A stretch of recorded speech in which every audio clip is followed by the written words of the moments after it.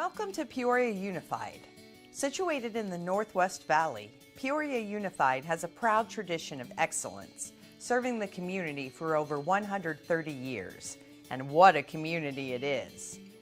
With over 300 days a year of beautiful sunshine, district residents are just minutes away from State Farm Stadium, spring training games, awe-inspiring hikes, boating at Lake Pleasant, dozens of parks, and more than 60 miles of hiking, biking, and horseback trails. Founded in 1889, the Peoria Unified School District has grown from simple beginnings to be one of the largest unified districts in Arizona, with more than 4,000 employees serving over 37,000 students. With 34 elementary schools, 7 high schools, and 1 non-traditional high school, Peoria Unified is proud to provide a multitude of educational opportunities to fit the needs of every student. With specialized elementary programs, including campuses focused on gifted and arts education, students are prepared to enter our high schools, which include the International Baccalaureate Program, championship sports teams, a nationally recognized career and technical education system, as well as fine and performing arts. We're also extremely proud of our MET Professional Academy, which treats students as working professionals while preparing them for post-secondary education and careers in high-demand STEM fields. Award-winning student programs, such as the Peoria Student Broadcasting Network and Unified Sports, allow the opportunity to connect with others at the school and in the community in ways that were never possible before. From mature neighborhoods to brand new housing developments, our district schools and employees are as diverse as our surrounding communities. But the one thing that ties us all together is the undeniable feeling of family within the district. Whether you ask an employee who was raised and educated in the district, or one that moved here mid-career, their answer for why they chose Peoria is always the same. Great schools in livable neighborhoods where you'll be part of the Peoria family. Peoria Unified is the place to be. A great place to work, a great place to learn, a great place to live. Peoria Unified. Every student, every day, prepared to shape tomorrow.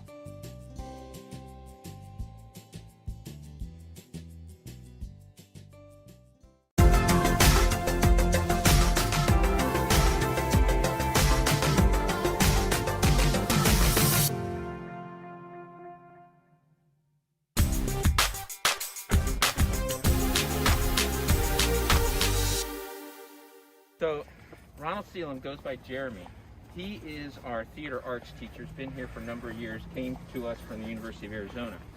His dad used to be the theater teacher here at Peoria High School. No way. And that building that we're going to is named the Seelam Performing Arts Center after his father. Wow. So, keeping it in the family, obviously a rich tradition of Peoria High School.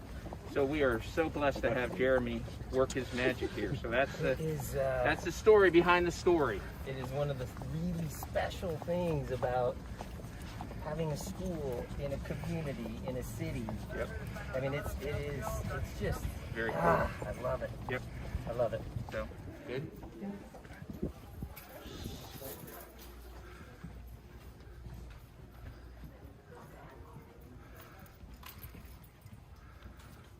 Where's Mr. Seelam? Mr. Seelam, come on down here.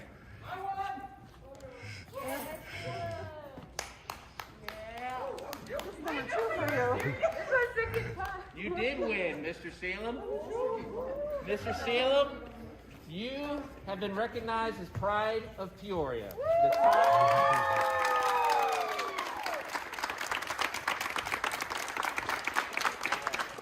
top 1% of all employees. We are so blessed to have you work your magic here. This is the certificate. Thank you. Look at this really thick list of letters there. And then Dr. Reynolds is around here somewhere, our superintendent, who has some other prizes for you. While we're waiting for Dr. Reynolds, Rosa, you want to, who has his flowers? Oh, Cedrica has his flowers. Congratulations, Stephen. Thank You do an awesome job. Is it leaking? No.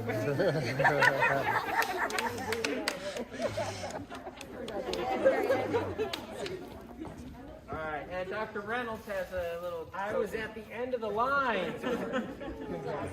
We've got a pin for you, a little lapel pin for you to commemorate this. This is amazing. I'm sure Paul already said, read through those letters. It shows, especially with your family and the connection to this community. It's you're loved for sure. So Thank you. Congratulations. Thank you.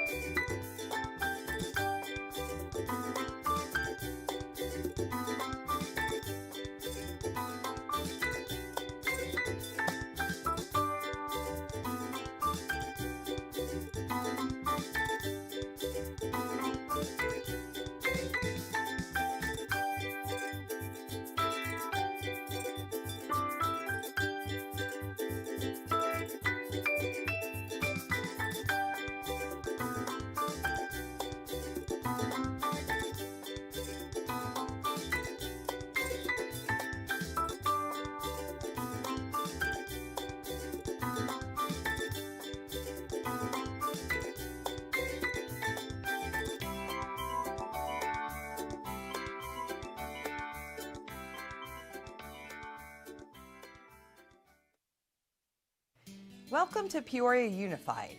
Situated in the Northwest Valley, Peoria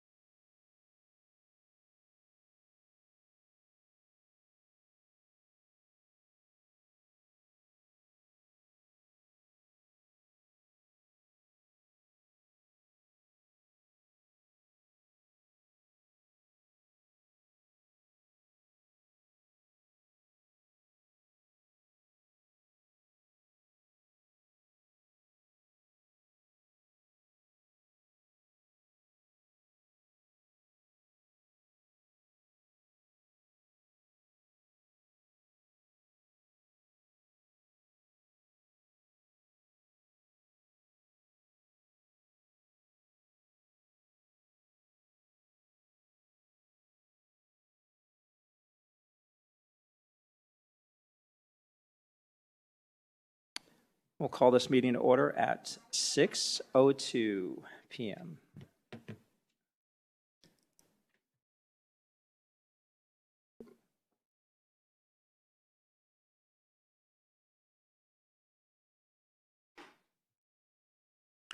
Ms. Hill, would you mind leading us in the Pledge of Allegiance this evening? We'll begin with a moment of silence and then begin when you're comfortable.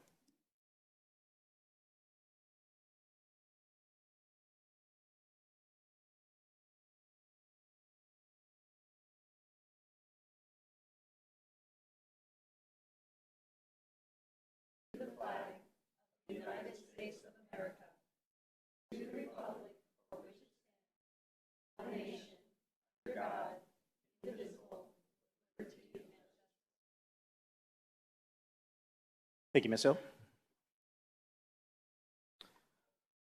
All right, moving on to Section 3, Public Hearing 3.1, convene public hearing pursuant to ARS 15-948 and 15-905, 905.01, 15-962, and 15-1103 for review of the proposed fiscal year 2022 expenditure budget. I do need a motion to convene our public hearing. I will motion to convene our public hearing. I'll second. Thank you. Ms. Contra, we have a motion by Ms. Hill and a second by Ms. Pingarelli. Before we get into the votes, I just wanted to give everybody a quick update. We do have Ms. Underhill she's joining us remotely, and Dr. Sorensen will not be with us this evening. So once again, Ms. Contra, we have a motion by Ms. Hill and a second by Ms. Pingarelli. Board members, please cast your votes. I think in this case, we're going to have to run through a voice vote. Actually, President Sandoval, it looks like Mrs. Underhill is logged into Board Docs and is casting her vote electronically, so we can move forward with that if you'd like. Perfect. That works for me. Board members, please cast your votes.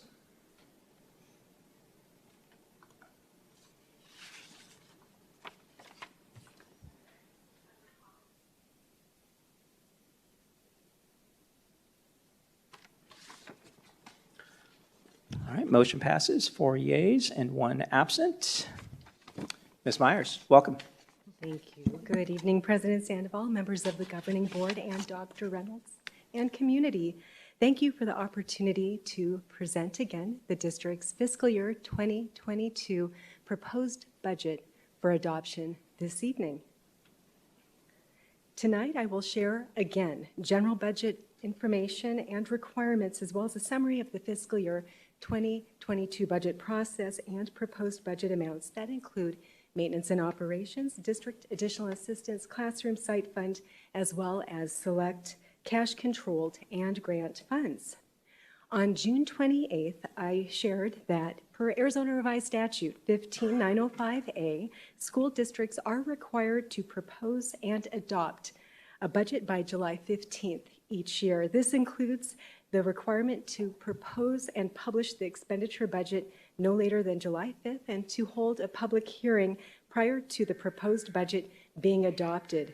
We are meeting that requirement this evening. This year, the Auditor General's Office has published preliminary fiscal year 2022 budget forms for school districts to propose their budget on, and this took place prior to the legislative session ending. Due to this, the preliminary forms do include legislation that was enacted to date to the point that we had proposed our budget. However, final fiscal year 2022 calculations will be included in the final budget forms and will apply to the entire fiscal year in accordance with Arizona Revised Statute 15901.05. The Arizona Department of Education has directed public school districts to propose and adopt their fiscal year 2022 budget on the preliminary forms and to revise by September 15th as required by Arizona Revised Statute 15905Q. Also, the Arizona Department of Education has notified public school districts that the final budget forms will be published by the Arizona Auditor General's Office on July 15th.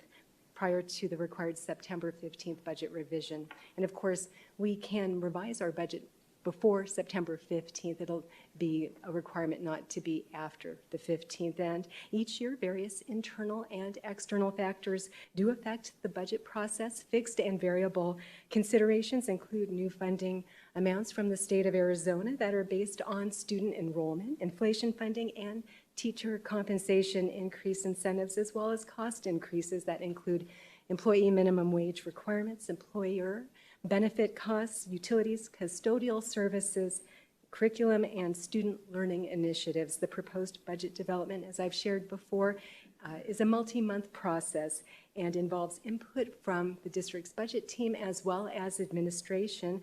Fiscal year 2022 budget recommendations, including compensation recommendations, were previously approved by the Governing Board at the April 22nd, 2021 Governing Board meeting. Included in the proposed budget limits is an increase for the fiscal year 2022 base support level of 1.97% and includes funding for both inflation and the increase related to the final year of the 20 by 2020 funding from last year being included in classroom site fund. This year it's in maintenance and operations for fiscal year 2022. The proposed budget also includes full district additional assistance restoration and funding from the district's 13% maintenance and operations override that was continued by our community and voters in November of 2020. Each year when we propose a budget, it does include an estimated tax rate that we set with a levy template that is published by the Property Tax Oversight Commission and the Office of the Maricopa County School Superintendent. The final tax rate for fiscal year 2022 will be set later this summer by August and may change from our estimate. In the proposed budget, there is an estimated decrease in the secondary tax rate compared to the last budget revision for fiscal year 2021. And the main reason for that decrease is that we have continued to amortize the district's outstanding bonds, as well as there has been an increase in the net assessed valuation within the district.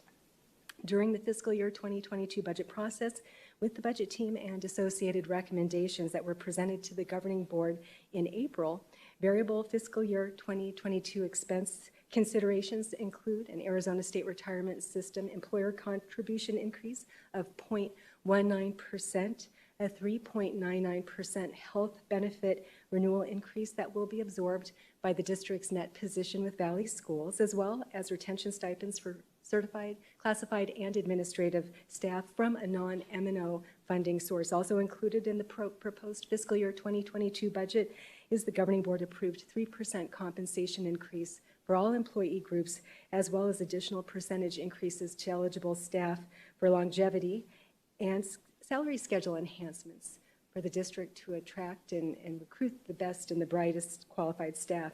There are no recommended changes to performance pay for administrators or eligible certified staff for the next year. Maintenance and operations is where most of the daily expenditures occur for the district and include salaries and benefits, purchase services, supplies, utilities, special education, and transportation costs. The fiscal year 2022 M&O budget amount is $276,046,515 and is based on 34,918.926 unweighted student average daily membership, as well as an estimate for the fiscal year 2021 carry forward. This budget amount includes the increase to the base support level, inflation funding, and additional teacher compensation. The M&O override amount in the proposed budget is $27.8 million. Capital funding is used to purchase technology, software, instructional aids, textbooks, vehicles, equipment, and capital repairs to buildings and infrastructure.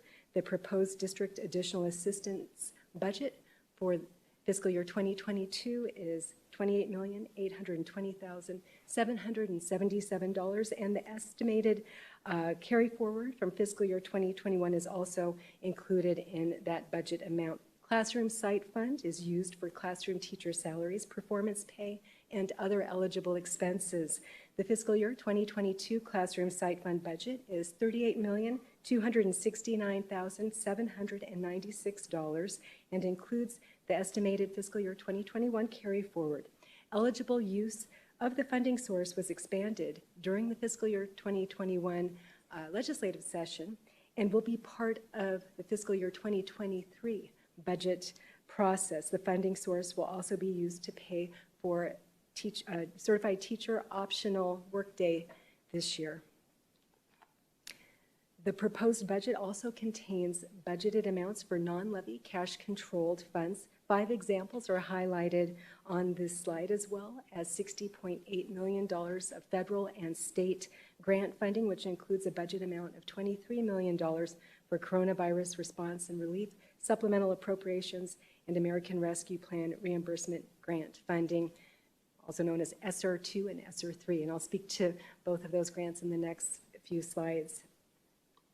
Administration has previously shared that the Peoria Unified School District received $4.2 million of ESSER 1 reimbursement grant funding that the district used for pandemic relief in fiscal year 2020 and fiscal year 2021. That included personal protective equipment, sanitation, air filtration equipment, technology, software, and other COVID-19 preparation and prevention expenditures. This grant has been fully expended and is not included in the proposed fiscal year 2022 budget.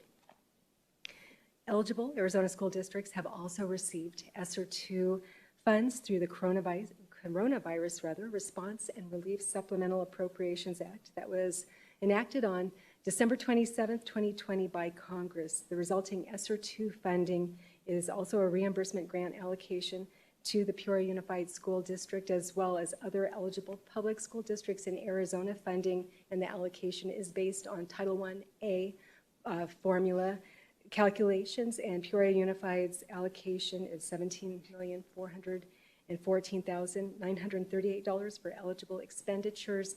The grant bridges several fiscal years. You may recall I've always mentioned the starting point is March of 2020.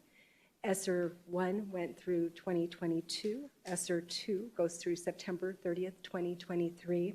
Expenditures and priorities to date included technology, computer purchases, protective equipment, extended summer instruction. This grant is funding our summer enrichment learning opportunities in the month of June and July, as well as distance learning. $8 million of ESSER II grant funding is included in the proposed fiscal year 2022 budget. The American Rescue Plan, also known as ARP, was enacted on March 11th, 2021, and associated ESSER III funding amounts have been made available to public schools in Arizona using the same funding formula of Title I-A calculations. ESSER III is a multi-year reimbursement grant, as was the case with ESSER I and II, and the Peoria Unified School District's allocation is $39.4 million for eligible grant reimbursement expenses from March 13th, 2020 through September 30th, 2024. ESSER III does have new requirements compared to ESSER I and II that must be met as a condition of receiving the funds, including new expenditure criteria as well as a new 20% set-aside requirement. The district has initiated a process to evaluate the grant requirements and eligible expenditure categories. Subsequently, in the fiscal year 2022 budget, there's an initial $15 million budget included in our proposed budget that will be reviewed and possibly adjusted at a future budget revision date. During the regular board meeting, we'll have an agenda item where we'll bring the proposed budget back, and we are asking and recommending that the governing board adopt the fiscal year 2022 proposed budget, which was approved on June 28th by the governing board, as presented tonight. And this concludes the presentation. I am available to answer your questions, and there's opportunity for comment from the community as well. Thank you. Thank you, Ms. Myers. Yeah, I don't have any public comment requests forms tied to this line item. Board members, questions, comments? Ms. Underhill. Thank you. Thank you again, Ms. Myers, for the information. And I should have asked this previously, but I just had one question. Can you just explain what they mean when they say the 20% set-aside requirement? Like, what does that mean and how long, you know, that kind of thing? Thank you, President Sandoval, Mrs. Underhill, members of the governing board. Oftentimes in federal grants, there are set-aside requirements that are prescribed and are a calculated amount with oftentimes more restrictive language compared to a percentage that's more discretionary, all of which, though, are within the constraints of the federal grant requirements. So, for instance, okay, great. No, that makes sense. Thank you. And Mrs. Underhill, if I may add, an example of some of the set-aside requirements includes addressing learning loss, the well-being of students, and similar expenditures. Okay, great. So that particular portion of the funding would just be a little bit more prescriptive. That is correct. Also, that set-aside can include extended program days as well as comprehensive after-school programs and extended school year programs if required. Great. All right. Thank you so much. Thank you, Ms. Underhill. Ms. Hill? I guess I just wanted to ask you a question because I'm still kind of new, so I'm learning things. I noticed on the 7th slide, which was the fiscal year 2022 expenditure budgets, it mentioned an optional teacher workday that was going to cost us $575,000. I guess I'm not familiar what an optional teacher workday actually is. Could you please explain that to me? Thank you, President Sandoval, Mrs. Hill, members of the governing board. The optional teacher workday was part of our budget process this year and was part of our presentations leading up to the April 22nd board meeting. We have provided an optional teacher day in recent years that allow certified staff to return one day early to prepare their rooms, to prepare their lessons, and it's a protected day. It's an additional day to the contracted days that they're required to work. So it's not mandatory, it's optional, and a number of our certified staff do take advantage of it. Thank you very much. That was all that I had for a question. Thank you. Thank you, Ms. Hill. Ms. Pingerelli? No questions, but thank you very much. Thank you, Representative Pingerelli. Yeah, thank you again for all the information. I mean, it is how you've managed our move forward finances, budgets, by taking a conservative approach in how you accrued for ADM, et cetera, was certainly appreciated and very smart in ensuring that we don't put ourselves in a adverse situation. You're always looking to what may be coming around the corner, so really appreciate that forward thinking. With that said, I'm going to move to 4.1. I do need a motion to adjourn the public hearing. I move to adjourn the public hearing. I move that we adjourn. I'll second that. Ms. Contra, we have a motion by Representative Pingerelli and a second by myself. Ms. Underhill, Representative Pingerelli actually beat you to the punch on that. It did sound like an echo, you're right. Board members, please cast your votes. No problem. Pardon me, a point of order, sir. Yep. We're adjourning, aren't we? We're not taking action on the budget. Pardon me. I was misunderstanding. Thank you. You're welcome. Absolutely. Good? Okay.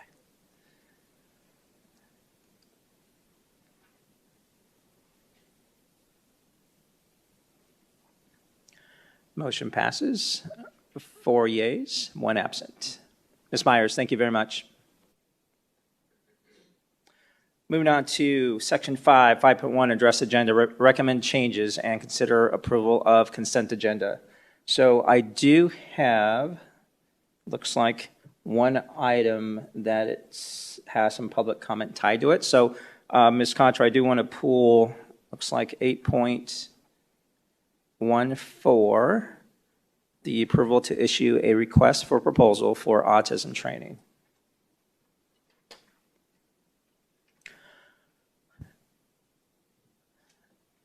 Ms. Underhill, any changes to the agenda or any consent line items that you would like to pull? No, thank you. Ms. Hill? No, thank you. Representative Pingerelli? Okay. Or neither. Okay, so I don't have any items needing to be pulled from the consent agenda. I don't have any changes to the agenda either. So with that said, I do need a motion to approve the agenda and the consent agenda minus 8.14, which again is the approval to issue a request for proposal for autism training. I move to approve the consent agenda minus 8.14. I will second.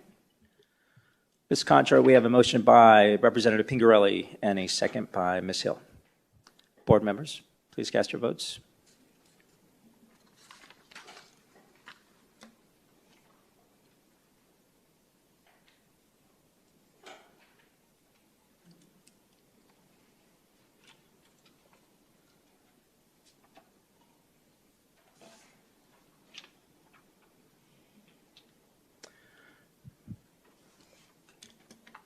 Motion passes 5 yeas and 1 absent. Thank you, board members.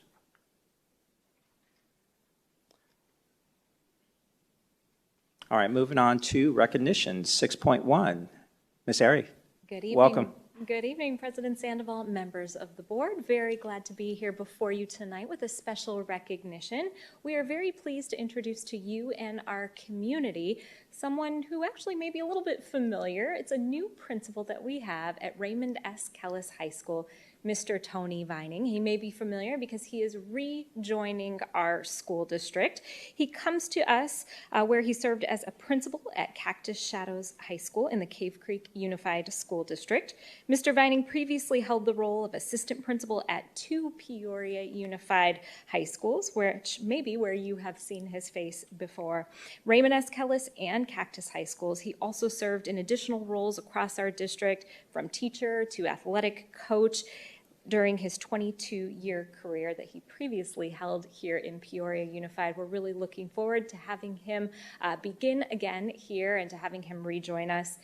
You may recall that you saw his name at our last governing board meeting when we approved him to begin hitting the ground running right away, but we did not get the opportunity to bring him forward for a formal introduction. So we're really pleased to be able to do that tonight, to introduce you to him and to our community. Certainly a proud product of Peoria Unified as well. He previously graduated from Cactus High School, so really is coming full circle. Very pleased to introduce you to Mr. Vining. I'll have him join me up here, and I will pause out of the way to allow the governing board to address him. Thank you. Perfect. Thank you. Let's maybe give him a big welcome, Yes. I believe, before we move on. Hi, President Sandoval and members of the governing board. All I can say is I'm extremely grateful and honored at the opportunity, and I'm excited to be back home and to rejoin this wonderful district. Also, go Suns. Welcome, sir. Board members, questions, comments? Ms. Hill? Well, welcome aboard. We're very excited to have you. It sounds like you have had a long history with Peoria Unified, so we're very pleased that you're going to be the new principal of Kellis High School. Good luck to you. Thank you. Thank you, Ms. Hill. Ms. Underhill? Yes, I'm so sorry I'm not there to congratulate you in person, but just wanted to let you know that we are also very grateful and honored that you are back home. So thank you, and we look forward to having you in the district. Thank you. Thank you, Ms. Underhill. Representative Pingerelli? Thank you and congratulations. Thank you. Yes, agreed. There's no doubt, I mean, you have quite an acumen as it relates to education, but I do have a question for you, if you don't mind answering it. Absolutely. What year did you graduate from Cactus? Man, you're going to make me look old right now. 1992. Oh, gotcha. Well, so my wife's going to hate me for this because she actually graduated from Cactus, but she graduated in '87. So, but anyway, but welcome. It's great to. I guess what I'm looking forward to, and I believe the district as well. I mean, to have the experience both in and outside of the district, and some best practices that maybe you have learned along the way, and truly your understanding of the culture, right, of PUSD, and coming back and continuing to uphold that. So I'm looking forward to your leadership and leading with others in mind and doing a lot of great things there at Kellis. So welcome and congratulations. Thank you very much, sir. Absolutely. Thank you.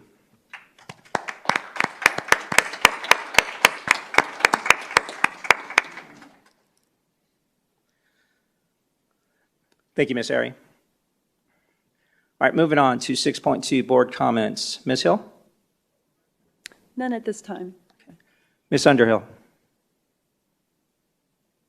I don't have any tonight. Thank you. Representative Pingerelli? None this evening. Thank you. I don't either. All right, moving on to 6.3, superintendent comments. Dr. Reynolds? Thank you, President Sandoval, Governing Board, Cabinet, and guests. Just a few celebrations tonight. Huge congratulations to our Peoria Unified's Communication and Public Relations Department, as they recently received a number of awards from the National School Public Relations Association in the 2021 NSPRA School Communication Awards Contest. They received 3 Golden Achievement Awards, which is notable because only 84 of these awards are extended to school districts around the country. The district also received 1 Award of Excellence and 1 Honorable Mention, so congratulations to Mrs. Airy and her entire team. We can't do it without you, so well done. Along the same lines with recognitions, I'd like to highlight Peoria High School teacher, Mr. Jeff Sears. He was recently named a hometown hero in the Trailblazer category in the City of Peoria's Daily Independent newspaper. Mr. Sears has been teaching science for 26 years, and many of you know him and David Hill for the many times that they've won the annual MESA competition for math, engineering, science, and achievement. Mr. Sears is not only known for being a great teacher, but for being a mentor and supporting young teachers to help them grow in their skills. For this Hometown Hero Award, Mr. Sears will be honored at an awards luncheon. So we just wanted to say congratulations to him and to Peoria High School. And if you haven't seen this on our district's Facebook page, we shared something fun yesterday out of Ironwood High School. Each year, the Ironwood Senior International Baccalaureate and Advanced Placement Art students put up paintings in their hallways. But due to COVID-19, the 2020 graduates didn't get a chance to do that. So this summer, their visual arts teacher, Mrs. Garvey, invited them back to the school to put up their artwork and make sure that they were honored and didn't feel like they lost out on that opportunity. So that's just something where another example of a teacher in a school going above and beyond to make sure that that those students were honored. So thank you to the teacher and to Ironwood High School for making that happen for those students.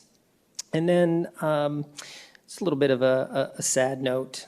Today, I, along with many members of the Peoria Unified family, attended the celebration of life for Jim Lukacek.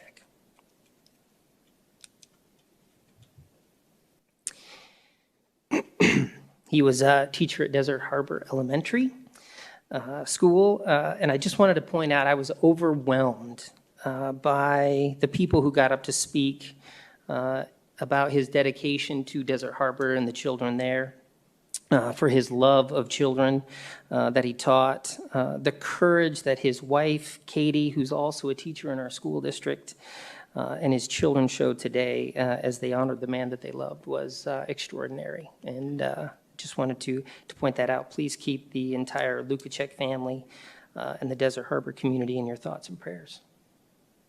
That ends my comments. Thank you. Thank you, sir.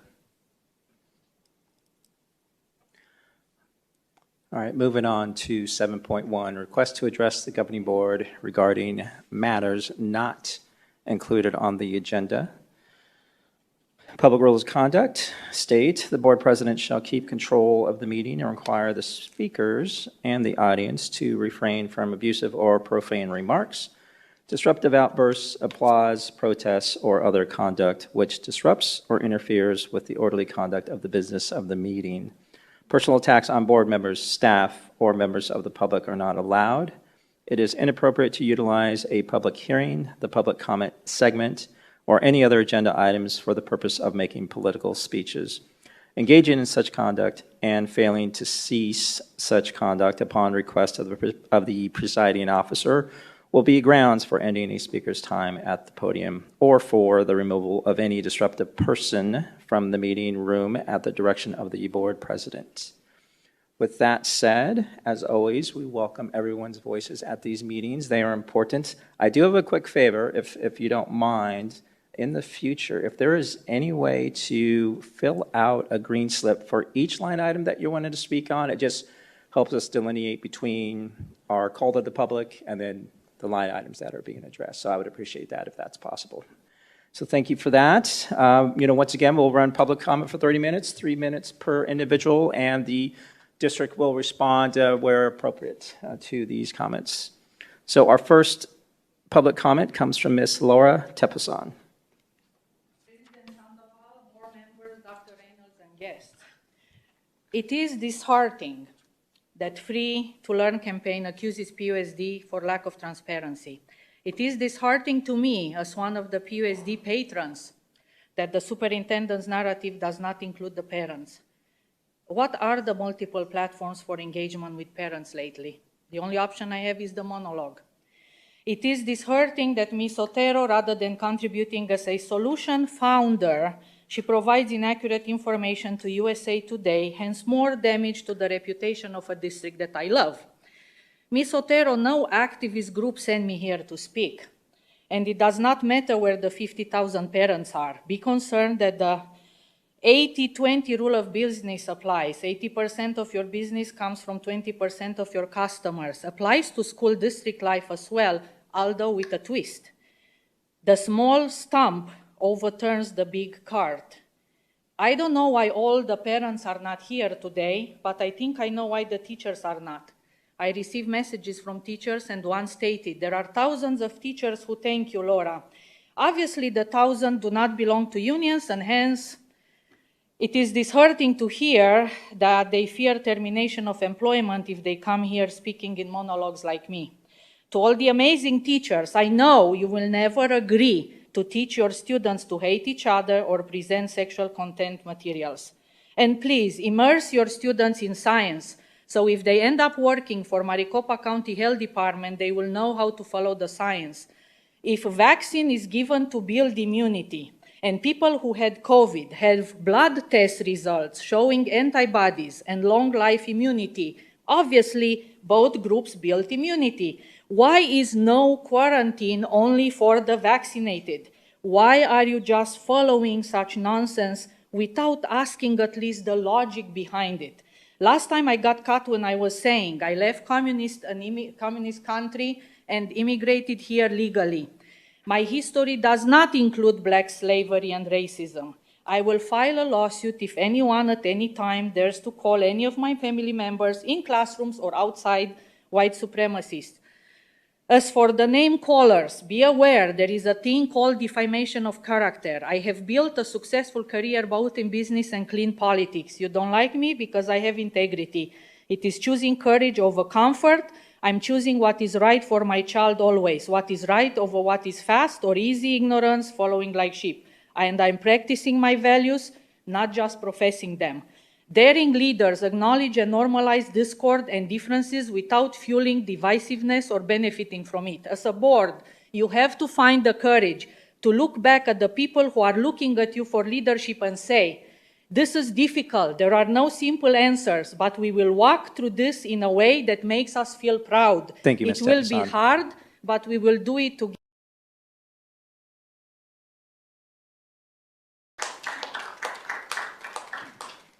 Next public comment comes from Ms. Karina Alford.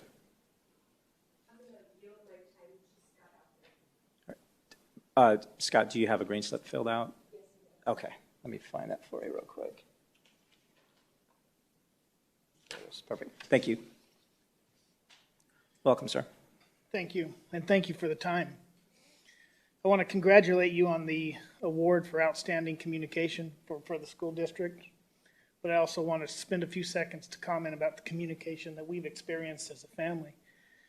In 2008, my son was injured at school. This was never communicated to us by the teacher and eventually communicated to us by the aide. It fractured his elbow. The very next day, he was taken to the nurse. She accused us of dislocating his shoulder and ultimately called the Child Protective Services on us.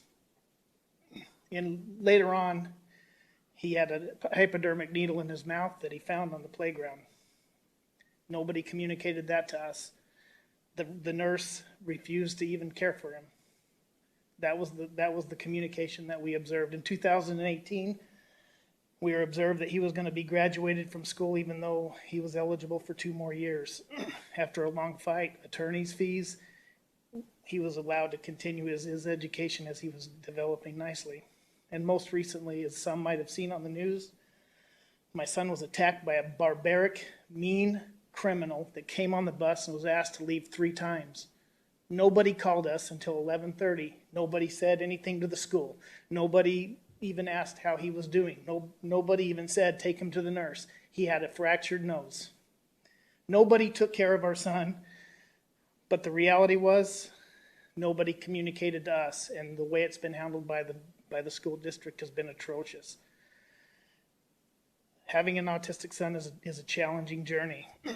My son is probably the joy of my life and the thing that I'm most proud of.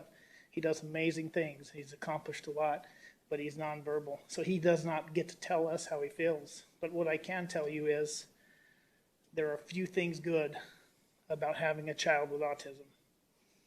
One of them is that he will never have to deal with or understand the critical race theory crap that is being stuffed down these kids' throats, because he doesn't see people as being racist, black or white. He sees people as being good or bad, and those are the people who treat him well. I'm sure he knows that the barbaric guy that came out on the bus and punched him in the face was a criminal and a mean guy, just like he knows the people who take care of him. My son will never have to put up with learning this divisive Bolshevik, communist, and Linux crap that is the CRT, and I'm telling you that you guys have all the control in the world to prevent that from being in our curriculum. We need to teach our kids math, arithmetic, history, and the Constitution, the way the Constitution was written, not the way you interpret it. Thank you. Thank you, Mr. Alford. Next public comment comes from Ms. Devin Updegraff-Day.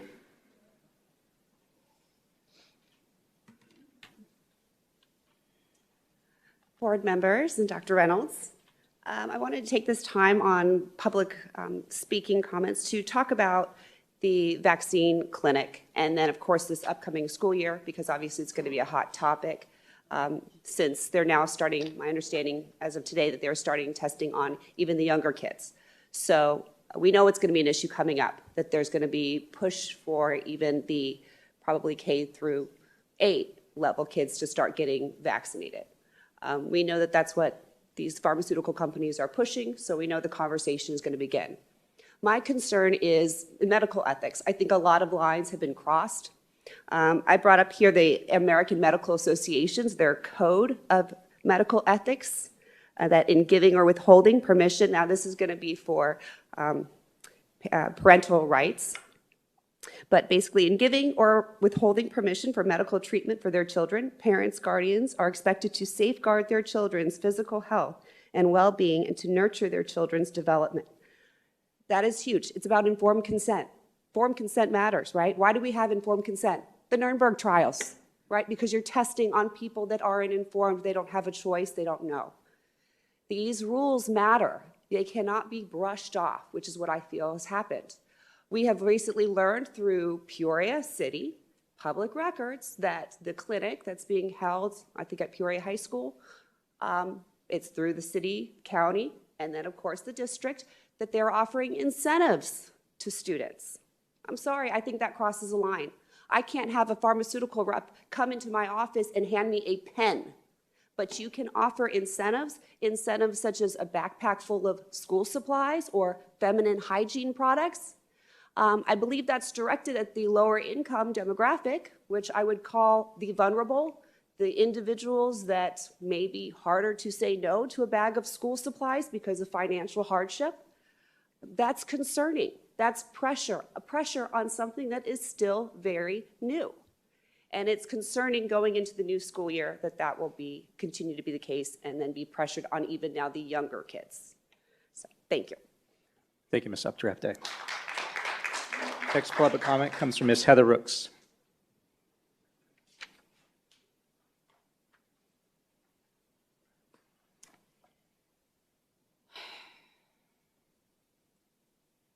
Hello, board members, superintendent, and guests. I have a few items to address this evening, but first I will read ARS 38-431. Members of the public body shall not discuss or take legal action on matters raised during an open call to the public unless the matters are properly noticed for discussion, meaning on the agenda. So if there is an agenda item that someone speaks on and has questions for, then the board has the choice to respond. Now I would like to request the board look into the Bloom 365 social emotional program. Parents are responsible to teach values, social, and emotional needs. Is this district planning to address parent individual permission slips on any and all surveys given this year to students? Where is the district on the town hall meeting? I still have not received an answer on whether or not the diversity committee can implement curriculum instruction into classrooms. I was shocked to learn through public records that the district forgot to mention to the board about the incentives for the COVID vaccine clinic at Peoria High School. I believe offering backpacks and school supplies or any incentive to motivate people and kids to get an experimental vaccine is wrong. I also believe the district will be discriminating against kids who won't have the vaccine and punishing them to quarantine when in contact with someone positive. But the kids who are vaccinated won't have to quarantine. This is going to cause many issues that I hope that you will look into. I've received a project under public record titled Social Movement Active Citizens Unit that was from February of 2021. I would like to know if this unit for 8th grade is district-wide. It's civil rights and social justice final project. What are you willing to fight for?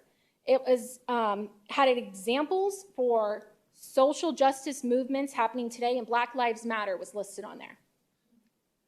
I was disappointed that the job responsibility of the student support officer position went to an employee here when he had emailed the American Studies elective course outline to the curriculum members and contributed to hiding the outline from the school board on December 10th of 2020.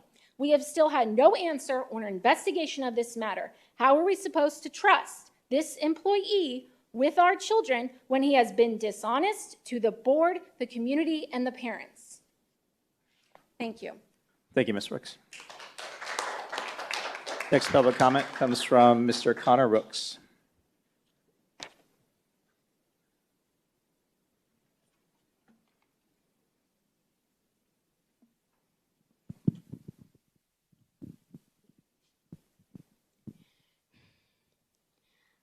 Hi, my name is Connor, and I'm going to be speaking about my school lunch is being shortened.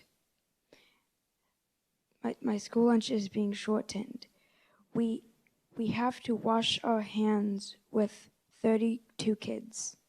Some kids get their meals from the cafeteria lunch, and sometimes we arrive there late, and then they have to wait in that long line, and then they have to wait a long time to get their food. They only allow 4 kids to get their food.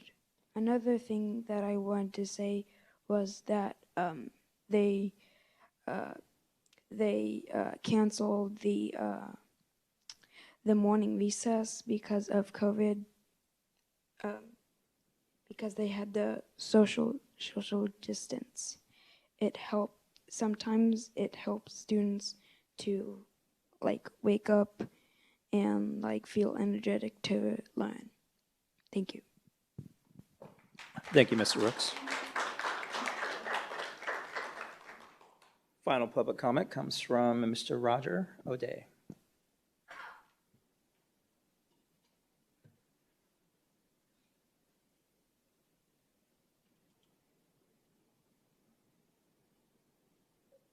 Course.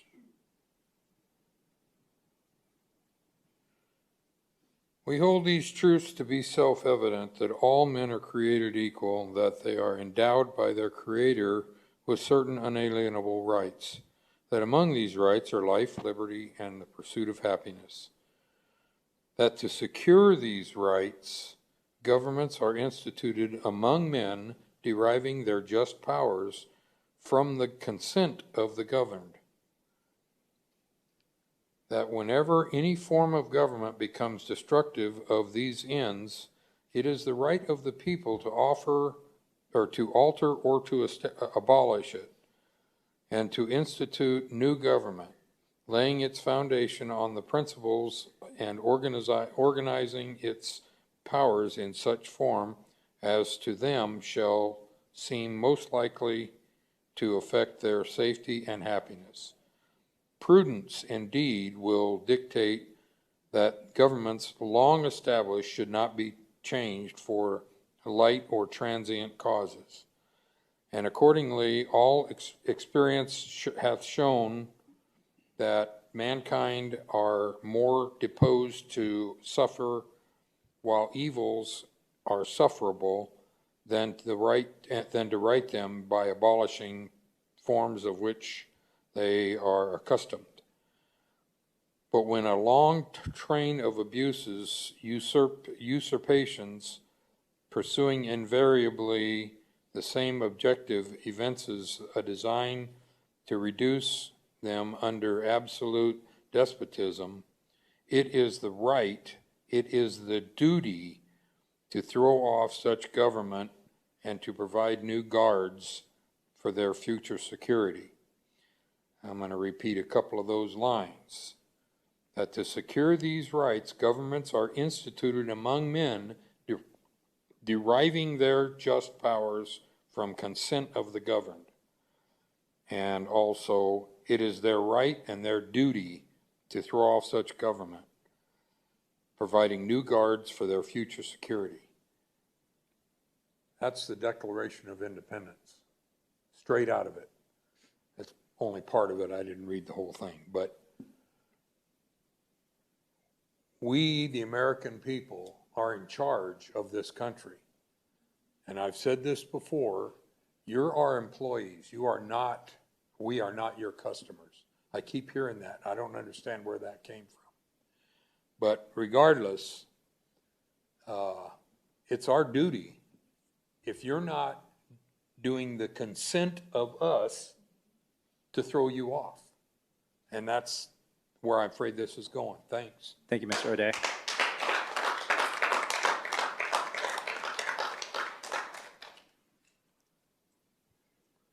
Thank you, everybody, again, for your voices.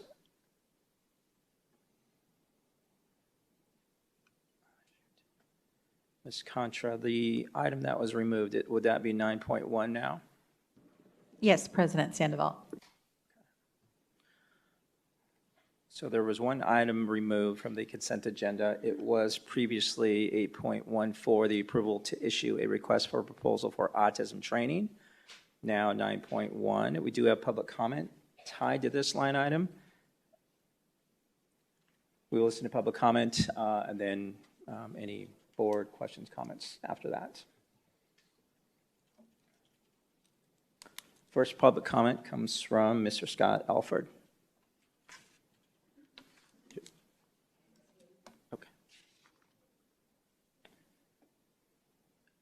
Next public comment on this line item is from Ms. Karina Alford. They were both listed on your green slips.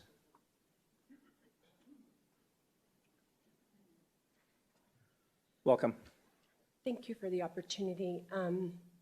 My name is Karina, and my husband spoke about our son, and my frustration with your autism or special needs department is their lack of transparency and communication. I see that you guys get an award for it, but I don't see how that even happened, to be honest. I've left numerous messages for Carolyn and that department, or your human resources department, trying to find out what your policies and procedures are when situations like that happen, you know, to vulnerable individuals that are dependent on the adults in the system to protect them. And her failure to even respond about policies and procedures, training, like how am I supposed to know or learn? I mean, how are you guys going to prevent this from happening again? Like nobody responds to any of that. I think there needs to be better training. I think you guys need to hear. I offered to help with that and give them insight, you know, to how they can better serve our autism community, the parents, and support us, because we do need the support, you know, in the community, and we just don't have it. You guys are not providing it. You guys don't even answer questions. I mean, my husband even sent you a message, and you can't even respond and say that he could come to the board and address those things. Instead, he's just ignored, you know, and that to me speaks volumes. It speaks that our autism community doesn't matter. That's the message you're sending when you fail to respond with a simple phone call or an email. I have emails on my phone I could show you. Nobody's responded to them. You know, my son's getting ready to graduate, and he'll be off your, you know, you won't have to worry about him anymore, you know. It'll, you know, you don't need to, but right now we want answers because there's more kids like him attending, and those parents need support. They need you to respond when there's questions and when crisis occurs. You know, my husband mentioned that our son is nonverbal. I can't just take him to the counselor and have him talk about what happened to him on that bus. You guys didn't even press charges for this man trespassing, which is what he did. No charges were even filed. The man hasn't even spent a night in jail for what he did. In fact, the county dismissed it because they didn't think they had enough evidence, even though you guys have a copy of the video. Thank you, Ms. Alford.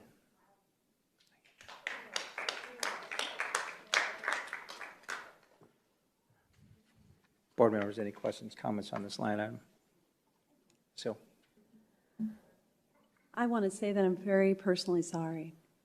I think it's really a shame that you had such a traumatic experience and that your son did. And I think it's horrible that you didn't get the response that you should have gotten and that there wasn't transparency. Hopefully we can do better, and we need to do better because everybody deserves to have the same opportunities and be, treated with dignity and respect. So I hear you. thank you, Ms. Hill. Ms. Underhill, any questions, comments? I don't have any at this time. I just agree with Mrs. Hill. I certainly hope that we can rectify this situation, and I appreciate, your willingness to come and speak to us about your son. So thank you. Thank you, Ms. Underhill. Representative Pingarelli? No, I'm very sorry also for what happened to your son under our care. I know I will have conversations with our our superintendent, and we will make sure that that doesn't happen again. Thank you for having your son with us.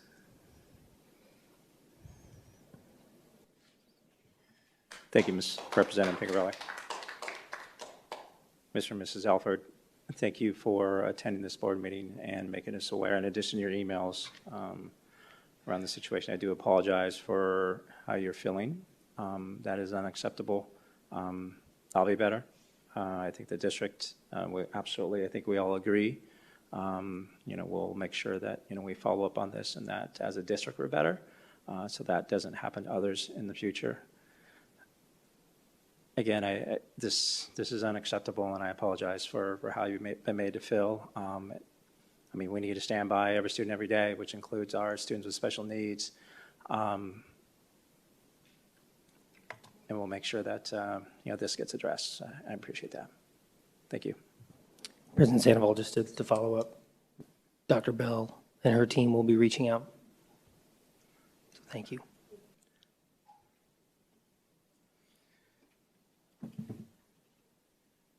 You just had, I don't know. Yeah. You did. There's I think there's a couple more. Sorry, I was just pausing for a sec. No worries. Yes, next public comment comes from Ms. Heather Rooks. It's okay.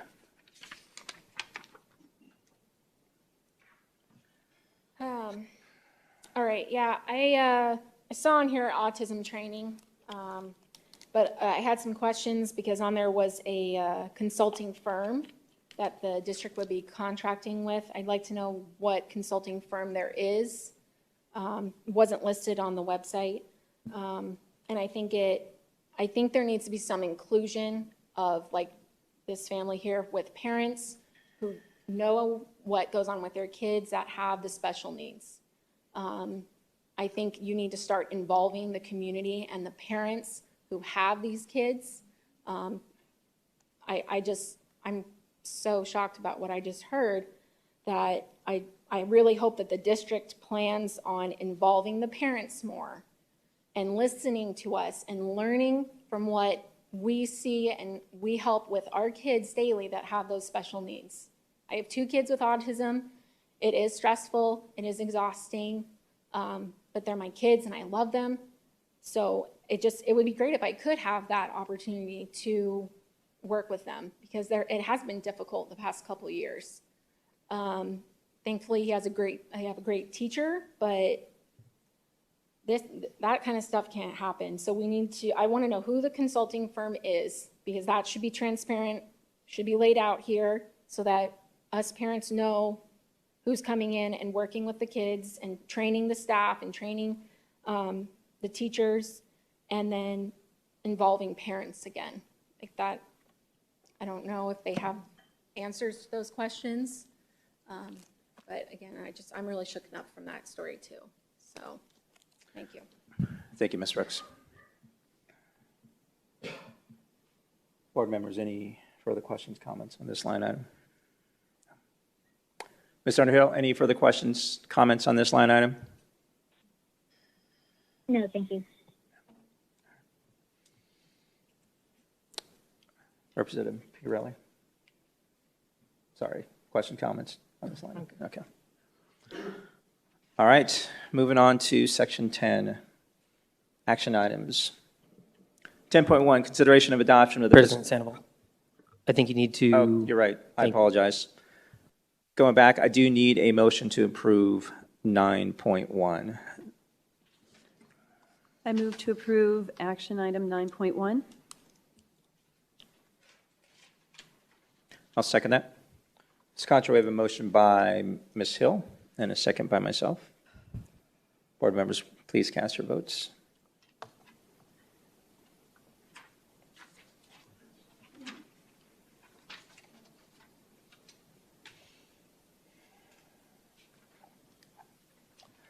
Motion passes. 4 yeas, 1 absent. Thank you, board members. All right, now moving on to section 10, action items. Thank you for that, Dr. Reynolds. 10.1, consideration of adoption of the fiscal year 2022 expenditure budget. We do have public comments on this line item, so we will hear, go over any. Ms. Myers, you have anything else for us? No, thank you. I was going to allow the public comment, but good evening again, President Sandoval, members of the board.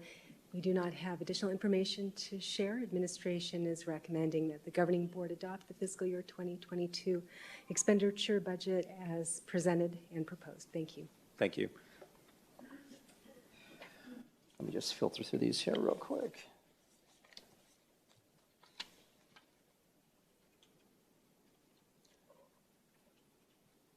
All right, looks like we have 1 public comment tied to this line item, and that comes from Ms. Heather Rooks.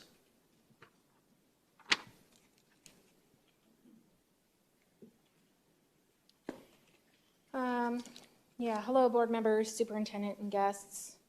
I'm going to ask some questions. I probably won't get answers, but I'd like to know how the district will be implementing the ESSER 3 funds with the requirements. I want to thank Michelle Myers. She did call me today to give me some of the information of where to locate it.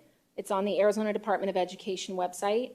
Some of the requirements that are listed is new 20% required, set aside to address learning loss, using evidence-based academic, social, and emotional learning strategies. What will be in the Peoria district for the social emotional learning strategies and the learning loss. I'd like to have copies of those plans. Another requirement to include engaging in meaningful consultation with stakeholders in the development of the plan. Has this been drafted yet? Where you're including stakeholders in the community to develop this plan. And what is the local maintenance of equity requirements?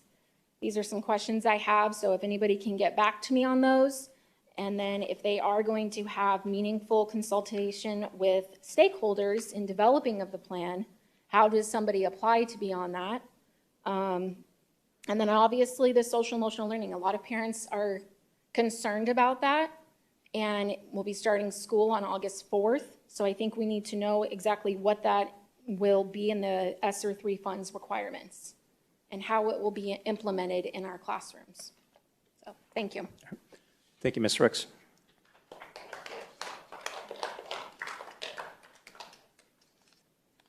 Board members, any further questions, comments on 10.1? Ms. Hill? Ms. Underhill, any further questions, comments on 10.1? No, sir. Thank you. Yep. Representative Pingarelli? No, thank you. I don't have any either. I do need a motion to approve the adoption of the fiscal year 2022 expenditure budget. I will move for the adoption of the 2022 fiscal year budget. I'll second. Ms. Contra, we have a motion by Ms. Hill and a second by Ms. Underhill. Board members, please cast your votes.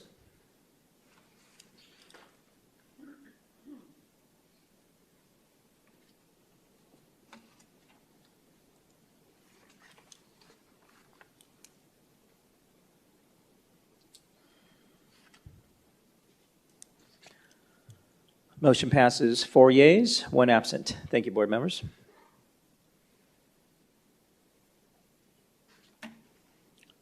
All right, moving on to 10.2, approval of compensation for substitute teaching.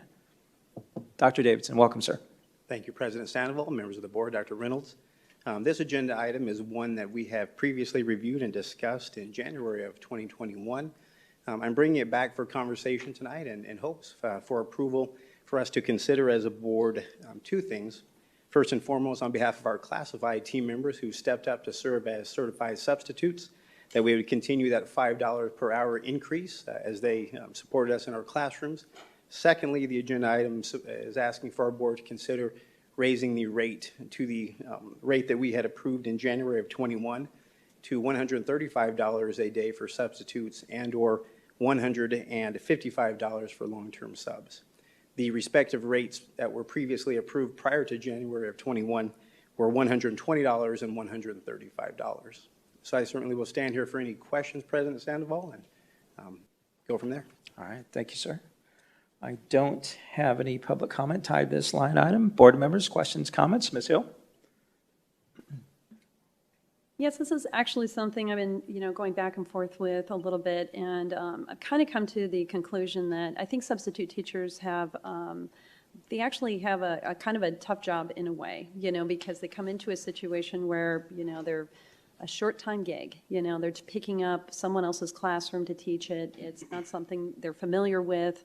And I crunched the numbers, and basically with your allowances, it looks like they're going to be making, the starting wage basically of what a teacher would make as she was starting, he or she was starting out in the profession. So I'm actually okay with this one. I actually think that this isn't a bad idea because substitutes, like I say, they, they come into a difficult situation in the classroom and the kids know it too, so you kind of get taken advantage of by the kids. So that's a little bit harder job. So I don't think that's completely unreasonable. So.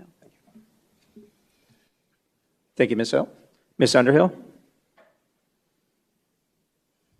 No, I would agree. I appreciate Mrs. Hill, you doing that, making that analysis, because that makes absolute sense. And having been a substitute teacher, very, very much in agreement with that. And I'm just glad to see it on the agenda. So they're a critical part of our overall workforce, and I think it's a good thing. Thank you. Thank you, Ms. Underhill. Representative Pingarelli? I just have one question.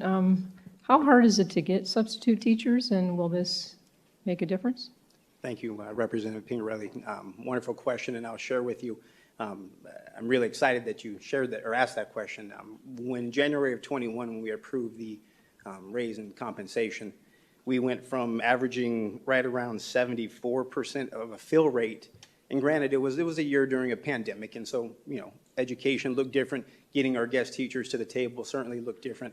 But we moved into, once the board approved that in January, moving from 79% fill rate, 87%, all the way through May at 89%. So significantly impacted our fill rates. In terms of the numbers, Ms. Pingarelli, the number we need on any given day varies. We were at high in some cases, and again, due to a variety of variables, with our employees being off there, but needing in some cases over 200 substitute teachers. And to secure a fill rate at any given month over 80% and it's close to 89 is significant. So we will be very, very competitive in the marketplace across our neighboring districts too. And as you know, many districts utilize outside contracted companies for substitute teachers. So we're all competing for the same group. So to Ms. Hill's point earlier, we value this workforce, and we certainly need them to help us in our classrooms. Thank you. Thank you, Representative Pingarelli. Yeah, agreed. I mean, they are an important component of our village, right, to ensure that all of our students are put in a position to be successful. So At this point, I do need a motion to approve the compensation for substitute teaching. I will move to approve the compensation for substitute teaching. I'll second. Ms. Contra, we have a motion by Ms. Hill and a second by Representative Pingarelli. Board members, please cast your votes.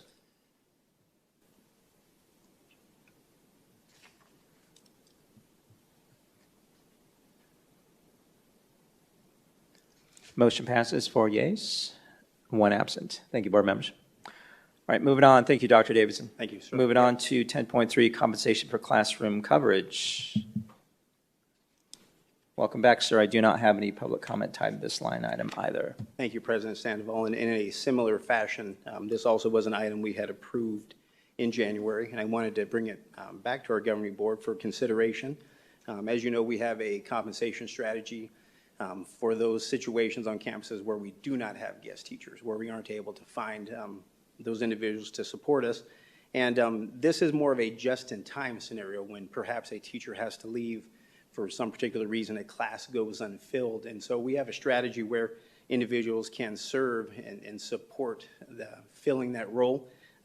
In years past, prior to 1/14 of 21, it was at $20 an hour, and if you were at the high school, of course, it was a little bit higher there. We're asking for us to revisit that at the rate of $25 an hour or $37.50 for 90 minutes, of course, according to the block. So and just some data for you.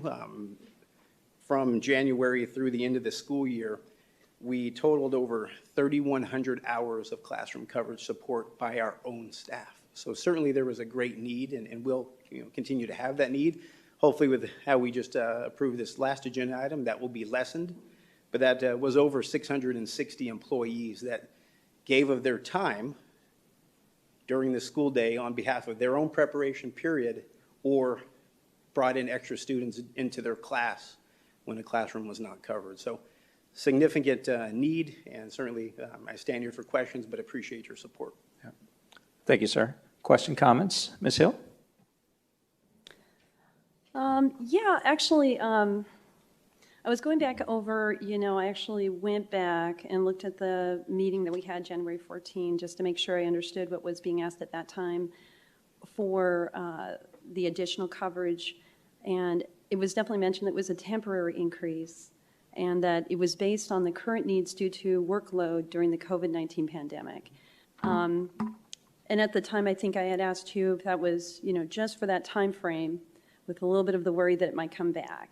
So I believe I voted yes on it just to have the short term on it, but I'm not really very interested in implementing it further, just because to me it's a hardship pay that was specific for COVID.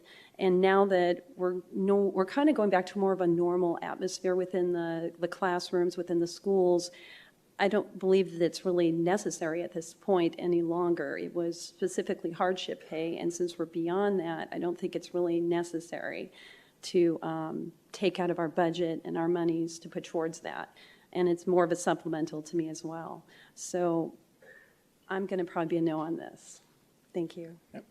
Thank you, Ms. Hill. Ms. Underhill? Yeah, thank you. I guess knowing what it is like to be in the classroom and, and all the extra things that sort of come along with that in regard to, meetings and IEPs and before school meetings and et cetera, et cetera. And when you are asked to cover for somebody, it is challenging because you do lose any prep that you may have had. I also know that the rates for this type of coverage, along with a lot of our other rates for things, have not gone up in a long, long time. So from my standpoint, I think it's another critical component of our workforce and a good incentive for teachers who are going to lose some time already preparing for their own students, that it's necessary for us to make sure that all of our students are cared for well each and every day. So those are my comments. Thank you. Yep. Thank you, Ms. Underhill. Representative Pingarelli? Well, on this one, I'm a little torn. I think in a lot of positions, people are asked to step up and don't get extra compensation. So I'll leave it at that. Thank you, Representative Pingarelli. Yeah, for me, I mean, how does this compare to, other districts of our size, Dr. Reynolds, or sorry, Dr. Davidson? Okay. Mr. Sandoval, members of the board, this is a Peoria practice that was in place prior to my time. I have not surveyed other districts at this time in regards to this practice. Gotcha. And when we take a look at, I know when we implemented this, during COVID, and, and I appreciate Ms. Hill's comments around it, I think labeling it as hardship pay, I'm not sure that that's how it was communicated, at the time when we were going through this. But, when you discuss valuing, right, and continuing to value and respect our associates, and now they continue to go above and beyond with regard to their charge in PUSD. I just, if this is something that hasn't been looked at, in quite some time, and brings us up to a level where, we're competitive, within the industry, again, districts of, like size. But I'm certainly in agreement, that, we should, take a look at really all of our compensation models. I mean, I've always said, we want to make sure that we have world-class compensation models, and, making sure that we value those individuals who continue to collaborate and work as, valued team members. And again, to Ms. Underhill's point, how they continue to put all of our kids in a position to be successful by doing so. So with that said, I mean, it's from a budgetary standpoint, Ms. Myers, I mean, how is this considered? I know it's tough because we don't know how much coverage we're going to need in a particular year, right? So, I mean, and can you talk about this a little bit from your mindset and how we may accrue for this line item? President Sandoval, members of the governing board, within our budget process, there is the ability to absorb a temporary or an annual increase that meets a need where there might have been another cost. So what's being presented here is an opportunity to provide additional compensation that would be absorbed basically from our carry forward or through efficiencies in other line item areas. We did not bring this forward as part of the budget process, but we do have capacity to cover the recommendation from a budget perspective. Gotcha. Thank you for that. Yeah, once again, for me, it's, what our teachers and, do and our staff do on a daily basis for our society, and more specifically our youth, our young scholars, is just invaluable. So I think it's just, for me, another way to continue to value and respect, that, on a daily basis. And, it's something that I absolutely support. So with that said, if no further questions, comments from board members, I do need a motion to approve 10.3 compensation for classroom coverage. I'll move to approve 10.3. Oh, sorry. No, you're good. Okay. Anyway, I move to approve 10.3 compensation for classroom coverage. I'll second that. Ms. Contra, we have a motion by Ms. Underhill and a second by myself. Board members, please cast your votes.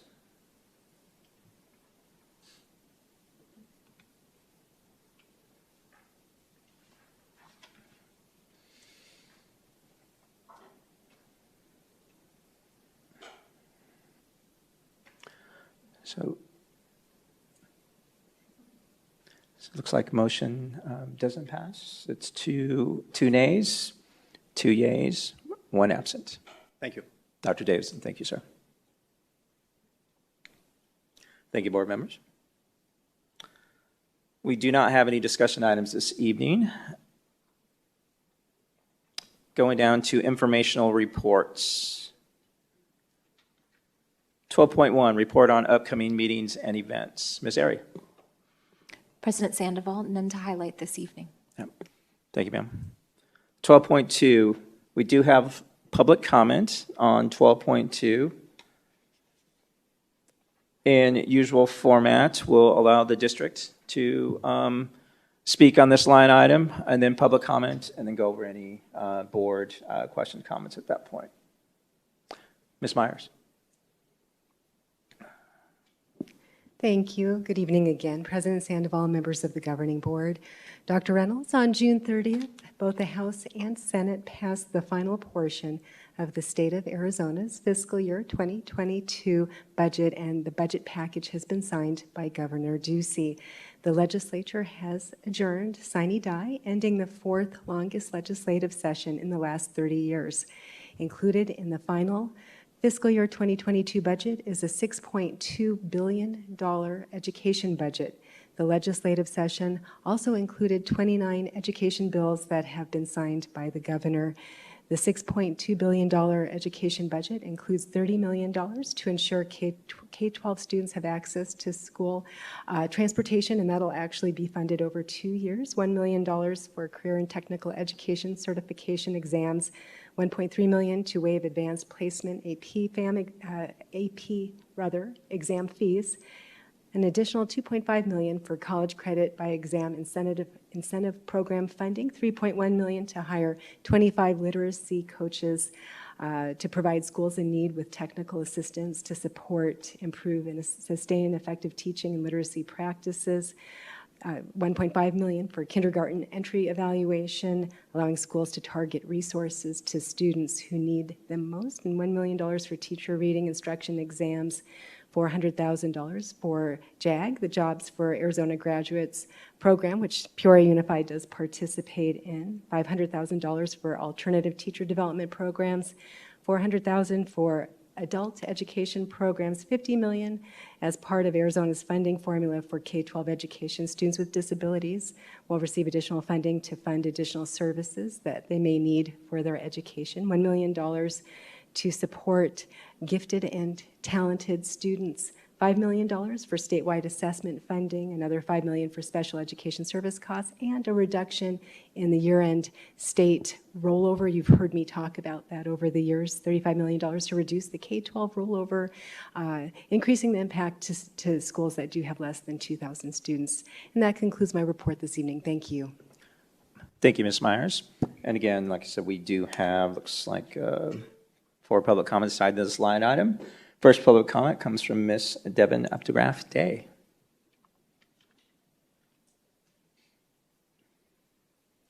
Welcome again. Hi there, again. So I want to talk about the new legislation that passed banning CRT. I know we've heard that critical race theory is not taught in the district, and yeah, you're correct. There is not a course on critical race theory. That is correct.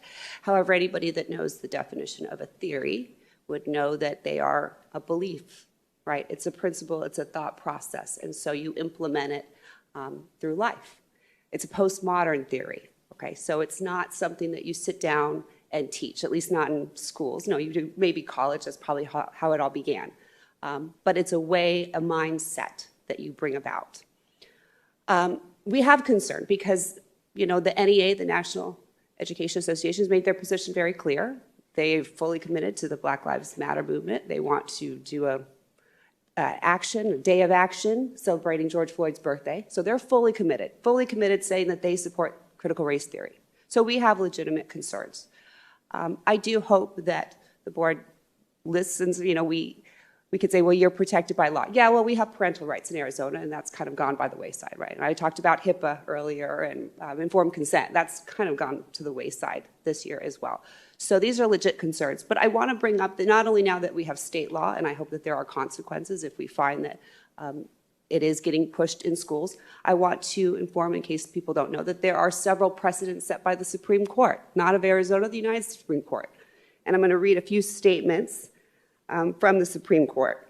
So in a paper titled Religion, Education in the Supreme Court by Charles Bay, the parental responsibility includes both secular and religious education, the right of parent to guide education of the child, notwithstanding the presence of compulsory school laws under general systems.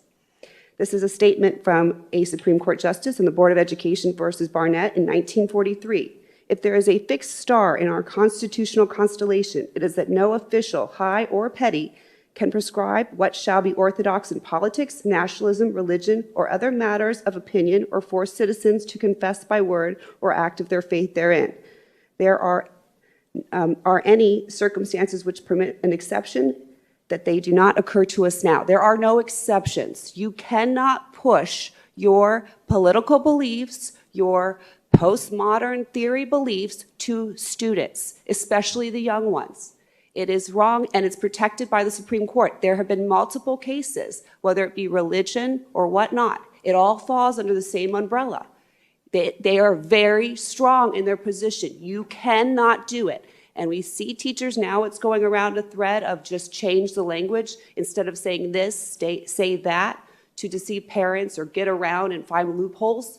There are no loopholes. It is very basic. History is complex. People are complex. Social science seems to be dominating the world of all these non-provable facts. Appreciate your time. Thank you. Next public comment comes from Ms. Becky Smith.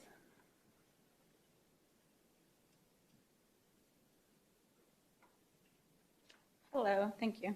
Welcome. I'm going to start off by saying I am definitely not necessarily anti-vaccine, seeing as both my children received all their vaccinations up to age 11, but I'm also not willing to let my kids be experimented on with a vaccine that's never been seen in people before, never been used in people before, and has been showing huge amounts of adverse effects, whether it's enlarged hearts, deaths in children. Peoria currently has a rule that only kids who are unvaccinated will need to be quarantined in the event of exposure. Only allowing vaccinated kids to stay in school when exposed not only makes absolutely zero sense, because we all know it's a fact that vaccinated people can still get and spread COVID. So although you're vaccinated, you have COVID, you can still spread it. So why would you allow them to stay in school? But it's also discriminatory and it's coercion. It's basically giving punishment to people who aren't comfortable with this experimental scary vaccination that they, again, have no repercussions if their child is injured. You have no legal repercussions. And it's special treatment. It's showing special treatment. So we're coercing people into doing things that maybe they're not comfortable with so their kid doesn't have to be quarantined over and over and over. But I still don't understand why vaccinated kids are going to be allowed to stay in school and not quarantine when they can spread COVID. That makes no sense to me. There's also a rumor that Pfizer has applied for approval to vaccinate 5 to 12-year-olds, and that teacher unions are going to push for trying to mandate this for in-person learning. This is not only unconstitutional, but completely irresponsible, since there have been deaths in children related to the vaccine, and that no one can be legally responsible for death, injury, or long-term effects, because the vaccine industry has no liability. The medical bills and the medical research that comes along with that is going to be left to the parents. I hope everyone knows that.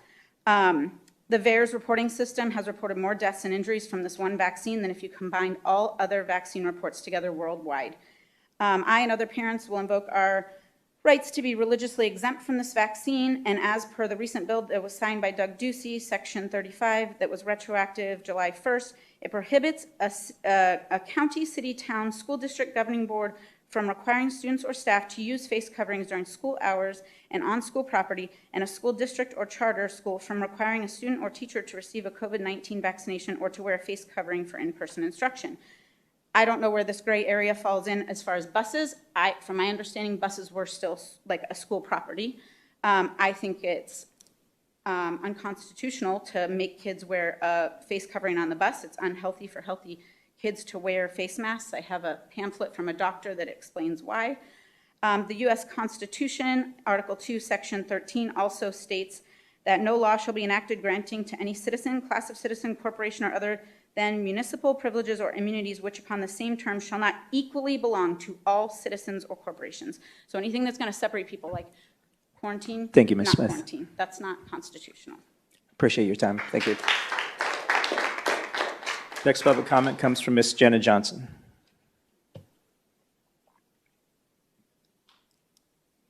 Okay.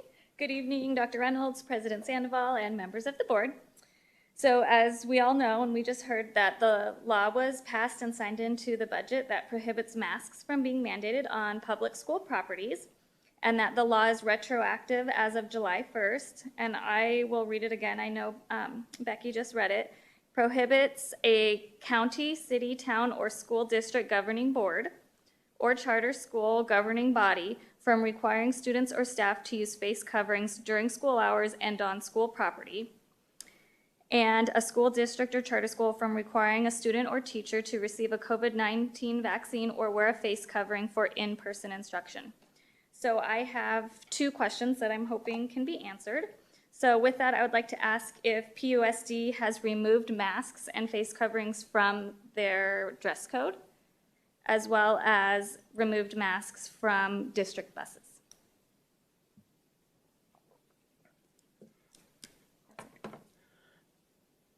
Dr. Reynolds, if you and team can get with Ms. Johnson, I'd appreciate that. Ms. Johnson, thank you.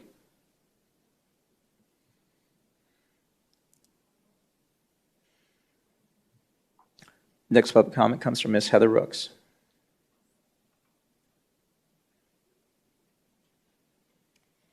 All right, hello board members again, superintendent and guests. I would like to update the Peoria Unified School District, the new law that was voted in as amendment on the state budget. Authorization of legal action. Amendment 155 authorizes the Attorney General to bring an action to recover illegally paid public monies against, letter A, a public official, employee, or agent of Arizona, a political subdivision, or a budget unit that knowingly uses public monies on or public resources to plan or execute any activity preventing a public school from operating for any period of time with specified exemptions, or, letter B, a teacher, administrator, other school district, or charter school employee or state employee whose violation of prohibited instruction resulted in illegal use of public monies. 157 states specific public resources include email, equipment, or compensated work time. I would like to thank all the senators and representatives who helped parents with this new amendment become law after their kids' education was stalled by an organized sick-out using school emails and shutting down schools on January 11th of 2021. It's nice to see action from leaders who care about parents' rights and students' education. Some of the representatives that cover Peoria Unified School District, who I would like to thank, are Representative Frank Carroll, Representative Kevin Payne, Representative Shauna Bullock, Representative Ben Tomo, and Representative Beverly Pingarelli, among the others who voted for this bill. Some senators to thank are Senator Rick Ray, David Livingston, Senator Nancy Bardo, Senator Kelly Townsend. I also am very thankful for those amendments that also passed on the budget. No mandated masks and vaccines by school districts, and no teaching of hating one's race in instruction. So I hope moving forward, there will be no more push onto students or staff of CRT, culturally responsive learning, diversity, and all the other words. And that the district leaders will make sure to communicate the new laws and the descriptions to all staff in the Peoria Unified School District. Thank you. Thank you, Ms. Brooks. All right, moving on to 12.3. Thank you, everybody, for expressing your voice. Once again, it is important. Moving on to 12.3, budget, facilities, planning, and construction. These are on our website. 12.4, district budget report for the month of May 2021. Also on our website. Going on to other business. 13.1, board member opportunity to readdress agenda items. Any board members wish to address any items on the agenda? Ms. Hill? Thank you. Ms. Underhill? No, thank you. All right. Representative Pingarelli? Yep. I don't know either. Thank you. 13.2, request for agenda items for future governing board meetings. Ms. Hill? None at this time. Thank you. Thank you, Ms. Hill. Ms. Underhill? No, thank you. Thank you. Representative Pingarelli? None this evening. Yep, thank you. I don't have any either. Moving on to 14, adjournment. 14.1, I do need a motion to adjourn this meeting at 7:34 PM. I move to adjourn the meeting at 7:34 PM. I'll second that. Ms. Concha, we have a motion by Ms. Hill and a second by myself. Board members, please cast your votes.